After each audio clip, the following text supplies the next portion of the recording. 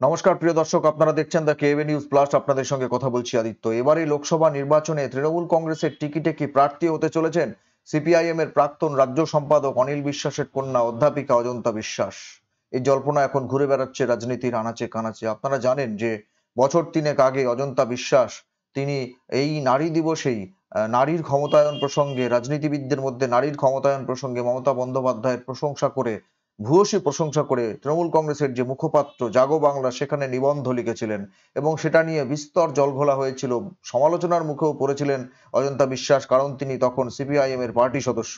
স্বাভাবিকভাবেই তাকে শোকজ করা হয়েছিল, কারণ আলিমুদ্দিন স্ট্রিট তাঁর এই নিবন্ধে যথেষ্টই বিপাকে পড়েছিল। সেই জায়গা থেকে যখন অজন্তা বিশ্বাসকে শোকজ করা হয়, এ নিয়ে আলাপ আলোচনা চর্চার পর গত 22 সাল থেকেই কিন্তু অজন্তা বিশ্বাসের সঙ্গে তৃণমূল কংগ্রেসের একটা সখ্য গড়ে উঠেছে বলে জানা যাচ্ছে এবং 22 সাল থেকেই সিপিআইএম এর সঙ্গে দূরত্ব বাড়তে বাড়তে শেষ অবধি পার্টি সদস্যপদ আর পুনর্নবীকরণ করাননি অজন্তা বিশ্বাস।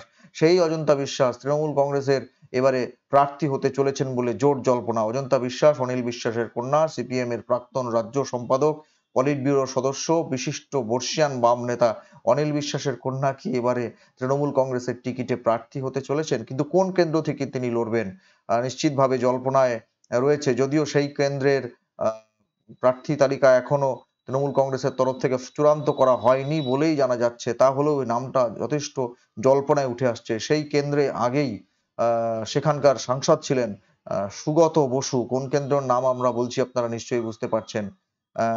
দেখুন দেখুন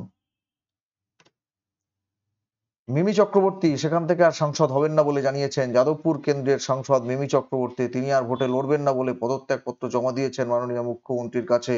এর আগে মিমি সরকারি আরো দুটো পদ থেকে ইস্তফা দিয়েছেন। রোগী কল্যাণ সমিতির চেয়ারম্যান এবং সংসদীয় যে কমিটি, সেই কমিটি থেকেও ইস্তফা দিয়েছেন মিমি চক্রবর্তী। সেই আসনে এবারে কি প্রার্থী হতে চলেছেন অনিল তনয়া অজন্তা বিশ্বাস? এই প্রশ্ন এখন ঘুরে বেড়াচ্ছে রাজনীতির অন্দরে।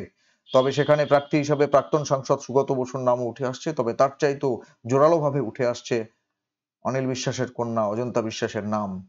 তৃণমূল কংগ্রেস এবারে অজন্তা বিশ্বাসকে প্রার্থী করবে এই আশা নিয়ে কি যে সেখানে বামেদের কিছু ভোট ব্যক্তিগতভাবে অজন্তা যদি পায় এবং তার জায়গা থেকে দাঁড়িয়ে ওই যাদবপুর কেন্দ্রে জয়যুক্ত হওয়া তৃণমূল কংগ্রেসের পক্ষে আরো বেশি সহজ হয়ে যায়। কারণ বিজেপি সেখানে প্রার্থী করেছে ডক্টর অনির্বাণ গাঙ্গুলিকে। তিনি যথেষ্ট জনপ্রিয়, লড়াই যথেষ্ট মজাদার হবে বলে মনে হচ্ছে। তবে অনিল বিশ্বাসের কন্যা অজন্তা বিশ্বাস যদি শেষমেশ মমতা বন্দ্যোপাধ্যায়কে নিয়ে যে প্রশংসা করেছিলেন, যে ভূয়সী প্রশংসা করে প্রবন্ধ লিখেছিলেন জাগো বাংলাতে, শেষমেশ তিনি যদি প্রার্থী হন তাহলে কিন্তু একটা বৃত্ত সম্পূর্ণ হবে। এ নিয়ে বামেদের প্রতিক্রিয়া এখনো জানা যায়নি। অবশ্য প্রতিক্রিয়া পাওয়ারই বাকি আছে, কারণ আগেই বললাম 22 সাল থেকেই কিন্তু অজন্তা বিশ্বাসের সঙ্গে সিপিএম এর যাবতীয় সম্পর্ক ছিন্ন হয়ে গেছে। ভাবতে পারেন অনিল বিশ্বাসের কন্যা অজন্তা বিশ্বাস, যিনি পার্টি সদস্য ছিলেন বামেদের, তিনি এখন তৃণমূল কংগ্রেসের প্রার্থী হতে চলেছেন। কতই রঙ্গ দেখি দুনিয়ায়। প্রিয় দর্শক, কি বলবেন আপনারা? এই জল্পনা সত্যি করে যদি সত্যি সত্যি অনিল তনয়া প্রার্থী হন তৃণমূল কংগ্রেসের, সেদিকে নজর রাখতে হবে আমাদের। আপনারা দেখতে থাকুন দ্য কেএবি নিউজ প্লাস। নজর রাখুন আমাদের প্রত্যেকটা প্রতিবেদনে। ধন্যবাদ।